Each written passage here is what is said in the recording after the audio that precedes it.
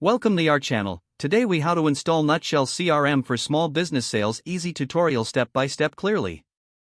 To install Nutshell CRM for your small business sales, begin by opening your web browser. Navigate to the Nutshell CRM website by typing in the URL. Once on the home page, look for the Get Started button and click on it. You will be prompted to sign up for an account.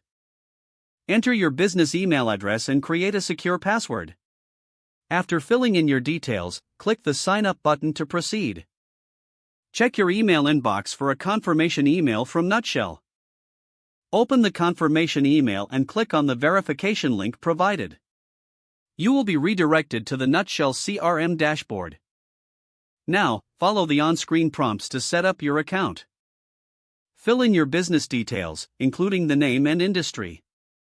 Next, you will select your team's size from the provided options. Once this is complete, Nutshell CRM will prompt you to customize your sales pipeline.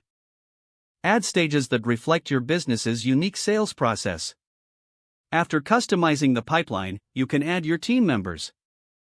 Input their email addresses to send them invitations to join.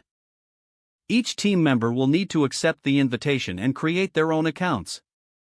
With your team assembled, it's time to add your initial contacts.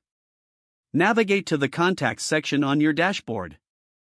Click on the Add Contact button and fill in the necessary information. You can also import existing contacts from a CSV file for convenience. Once your contacts are set up, explore additional features like email integration and reporting tools.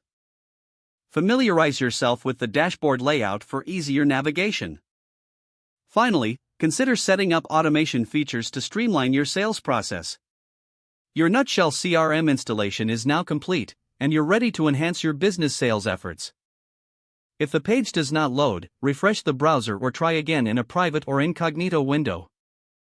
Make sure you are using the correct email address, then retype it carefully to avoid small typos.